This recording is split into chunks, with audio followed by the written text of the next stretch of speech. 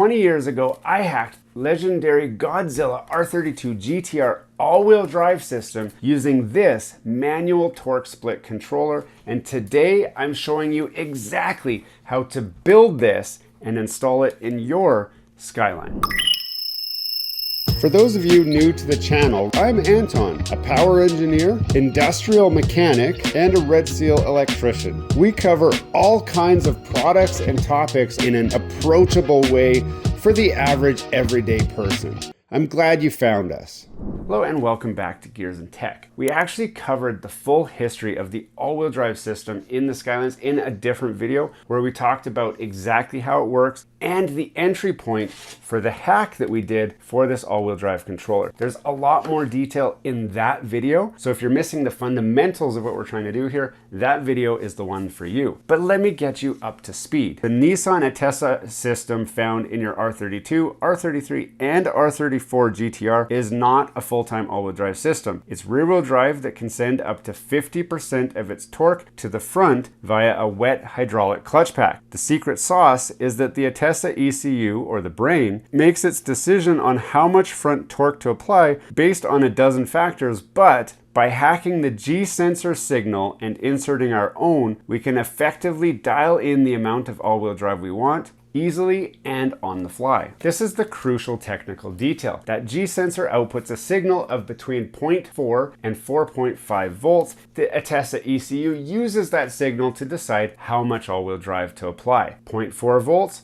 zero all-wheel drive or close to zero. 4.5 volts, up to 50% all-wheel drive. So that's a front-back 50-50 split. By adding a little dial, we can actually output 0.4 volts, mostly rear-wheel drive, or at full dial, 50-50 all-wheel drive, and anywhere in between. 90-10, 80-20, 40-60, 50-50.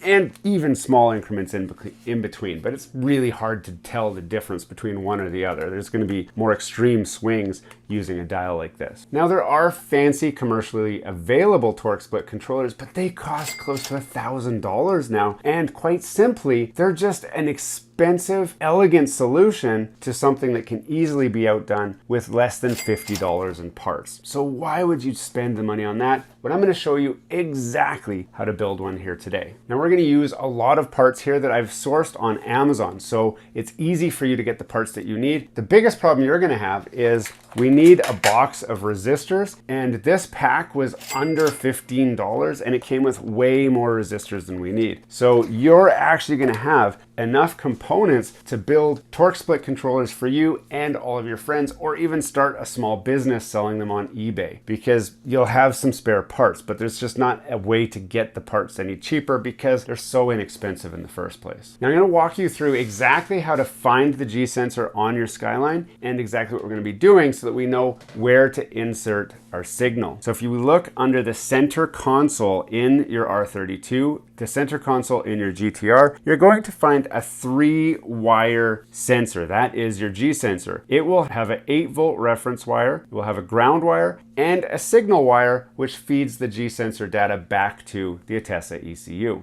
The hack is quite simple. We're going to cut the wire that sends the signal to the ECU and insert our own. With that wire cut, your system will actually freak out. It will turn on a warning light on your dash, which on some Skylines actually puts you into rear-wheel drive mode. If you wanted to achieve a track or drift car, cutting that wire, although it works, it's not the best way to do it, but it would put you into rear-wheel drive mode. On the R33 and the R34, it's not quite that simple because there is still residual hydraulic pressure to the clutch pack, which does still provide some power to the front wheels. So keep that in mind if you're trying to create a drift car, or if you're looking at some reliable way to dyno test your car in rear-wheel drive mode. You're probably going to hop off that dyno if you've done that method and you're not using an R32. But the ECU is now effectively blind with that wire cut. So now it's saying, tell me what to do. And that's where our signal from our manual torque split controller comes in. We're going to build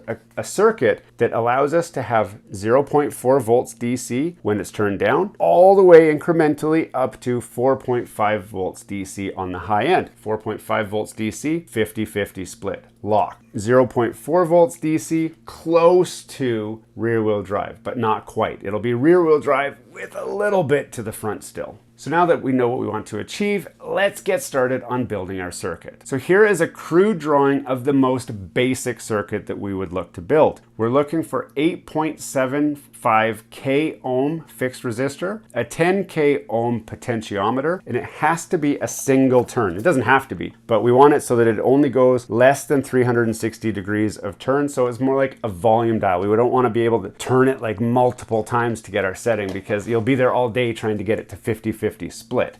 You want to just be able to be like, okay, 90-10 split, 50-50 split, 80-20, whatever in between, right? So it's fast and convenient. We also need a 1.25 fixed resistor. You will want some sort of a project box to keep your components in, or if you wanted to save a little bit of money, you could actually build this, shove it in that center console space, and then just remotely mount your dial to somewhere else you want. You just have like a volume dial sticking out on the dash. You can do that as well and bypass the need for this project box. You don't need the project box. It just makes it a little bit neat and tidy, and then you can mount that wherever you want. And everyone's like, whoa, what's that? It's a manual torque split controller that I totally built myself. And they'll be like, wow, you're so smart. You're like that Mark Rober guy, eh? You're like a smart engineer. And you'd be like, no, I just watch Gears and Tech. Or not, but I don't know how you and your friends talk. In my mind, that's how you and your friends talk. So to make this simple, you could use a soldering iron to solder this all together, but I'm gonna even assume that you don't have those. So I'm gonna use this guy right here, and I'm simply going to take the resistors that I need, and I'm gonna just throw them in here, and then I'll show you what that looks like.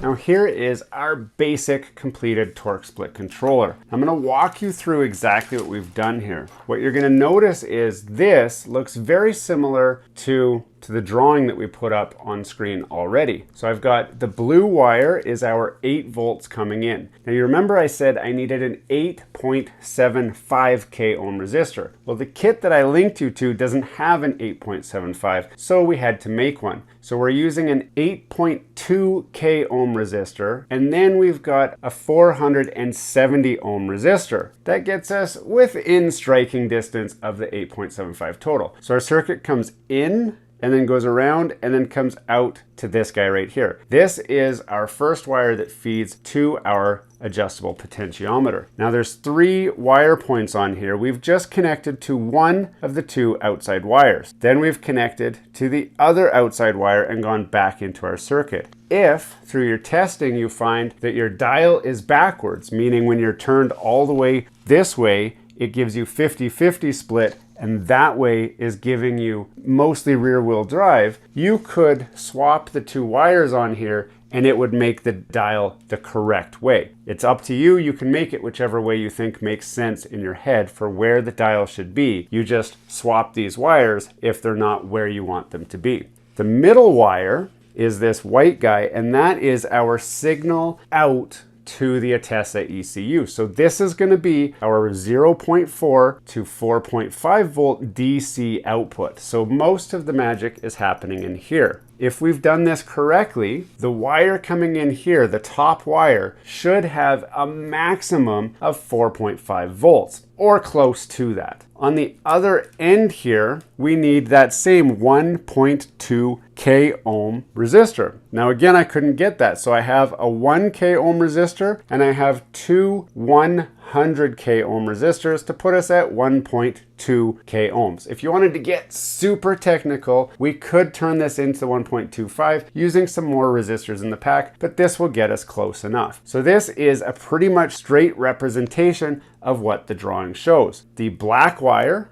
out the bottom is simply our ground wire going back to that sensor. So we have only 3 wires total that are external to our circuit, 8 volts coming in, ground going out, and our adjustable circuit going out. This circuit right here will give you your full torque split control. Now I know some of you are saying, well, Anton, what is the advanced option? Well, it's quite simple. We're just going to start with this circuit and we're going to build on that. Now here are the key components that I want for a circuit. While this will work, it completely removes the automatic all-wheel drive system that the GTR is known for. And I actually enjoy driving with the torque being controlled by that Attessa all-wheel drive controller properly most of the time. So I want the ability to switch between the two. So you could add just a 2-position switch. One switch has the system enabled, one switch has the system in manual mode. But I wanted something extra. I wanted rear-wheel drive mode as well. So I added a 3rd position on the switch. It's a 3-position switch. I also want some way to know which mode I'm in. So I've added a 2-color LED. In my case, the LED is red and green. In your case, it can be any color you like. But now I know you're wondering, well, what does the circuit look like to build that? Well, it's not much harder. All we have to do is start with the basic circuit. Get this in, get this working. Once it's working, we can move on to this next step. We're going to slide the main circuit over to create room for this. Now stay with me here because it does get a little bit complicated, but it's not impossible. Okay,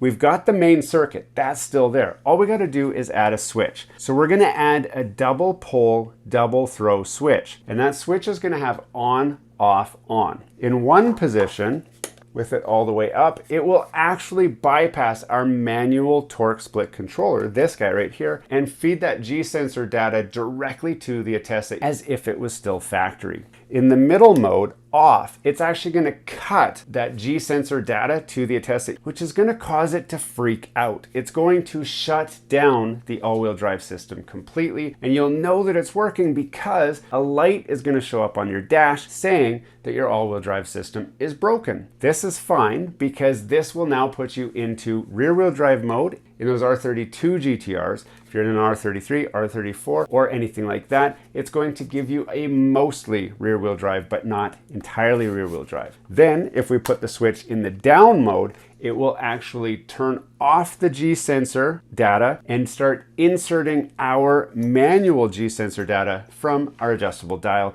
just like we had in the basic circuit. So it sounds really complicated, but it's actually not, if you follow the diagram that I've shown here for you guys. Now, something to know is to go from rear-wheel drive mode to anything, back to factory mode or into manual mode, you will have to actually flip the switch to the mode you want, turn the car off, and then turn the car back on again to power cycle the system and re-enable the all-wheel drive system. You can't simply flip through. You can go from full auto mode to manual mode if you do it quickly. The system is tolerant of a drop in signal for a brief moment, but not for long. So when you flip it to the middle position, wait a couple seconds, you will end up in that mostly rear-wheel drive mode. Now that you understand how that works, let's just walk through the diagram real quickly. I'm not going to build it here because it's just as easy to see on there. All we're going to do is take the same 4 wires, but instead of having 3 wires, we're going to actually have 4. We're going to have the end of the G-sensor from the G-sensor. We're going to have the end of the G-sensor data going to the Attessa ECU. So that's 2 separate wires now. And then we still have the 8-volt circuit and we still have the ground. Let's look at the LED circuit first. You're going to tap off of this 8-volt wire coming in and go to the LED color that you want when you are in manual mode. In my drawing, the color is green. We're going to add a 330 ohm resistor to the other side of the LED because it needs a certain amount of current going through it to make the LED turn on, and that 330 ohm is going to be exactly the right amount to make that guy turn on. Now, instead of having the blue wire coming from the 8-volt signal from the car, we're going to have it come off of one side of the dual pole, dual throw switch, so that when the switch is in the on position, it'll feed the power through to our manual circuit. The easiest way to look at this is the switch is just 2 switches that wire off of one switch. So the one is handling power only, the other is handling that G sensor data. So if we look at the power, you can see our 8-volt DC from the G sensor is coming into the middle pin on the switch. And then we're just diverting that power either up to our manual circuit or down to just illuminate the LED that says it's in regular mode. That's all. So we're just turning on the manual mode power, or we're turning on an LED to say still automatic Attessa mode. That's all.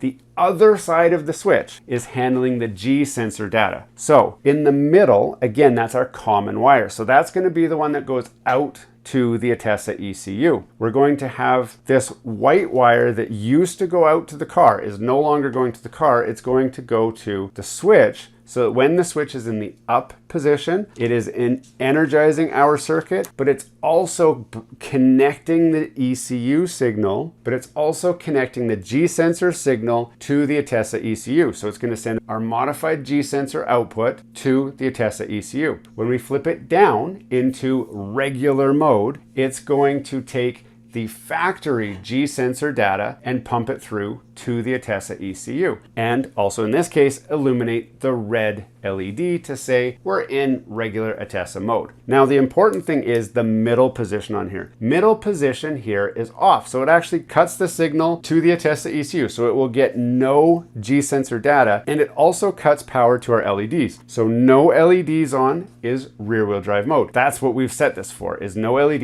is rear wheel drive mode. You can change how you want your position to be based on what makes sense to you. But I needed the off position to cut the power to that sensor. Now, if you wanted to have two switches, you could add another switch so that you could have just manual mode or auto mode. So you have a 2-color LED, and then you could add another one of these switches that is manual adjusted or rear wheel drive mode. So it's just a 2-position switch instead of a 3-position switch. If that sounds complicated, the drawing is here. You can feel free to pause the video, and if you wire it exactly how you see here, you will end up with a box that has all of the switches and the lights and the wires, and you can output, and you should only have 4 wires. You should have 4 wires going out from the box. Those 4 wires connect to the 4 wires in the car. Now I'll show you the wiring diagram to hook it up to the car. The colors are going to be whatever you decide these colors are. So that's going to be up to you to make sure that you know what those colors are. But when you're done, you've got a fully commercially ready manual torque split controller that you spent less than $50 on. Now, some of you may be asking, if I have it in 50-50 mode, will it cause any damage? The short answer is no. The system is designed to handle 50-50 and anything in between without any issues. In fact, in locked mode, it actually has no slip in that clutch pack, so it has less wear and tear on the all-wheel drive components of the car. And I ran all-wheel drive 50-50 mode all winter for years without any problems at all. So it's totally safe. The system's designed for it, and it's quite robust. This is a fun and affordable way to mod pretty much any all-wheel drive Nissan that uses a G sensor for one of its all-wheel drive inputs. So this covers your R32, 33, and 34 GTR, but it covers some North America models as well. The G35X, the M35X, the G37X, the M37X, and a lot of other all-wheel drive Nissans. They all use a version of this system, and if it's using a G sensor, which can be usually found in the center console, if not, it might be in the trunk or it might be under the dash. You have to research your model. But if it has a G sensor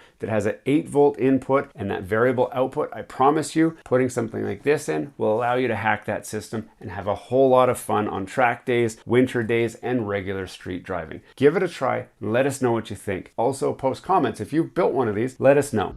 Hey, thanks for watching all the way to the end of this video. We hope you enjoy the content in this video, and we'd love to have you come back. Consider subscribing to the channel if you haven't already.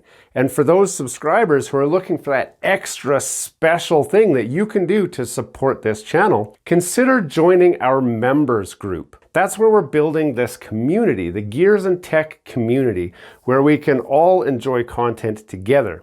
You'll get special perks, which we'd love for you to check out by clicking the link down below. For those of you who are just happy to watch the video, that's okay too. You can check out some of our other content right over here, where we've got some previous videos that have already been uploaded and enjoyed by many of our viewers already. We do hope to see you again. This has been Gears and Tech. Have a great day.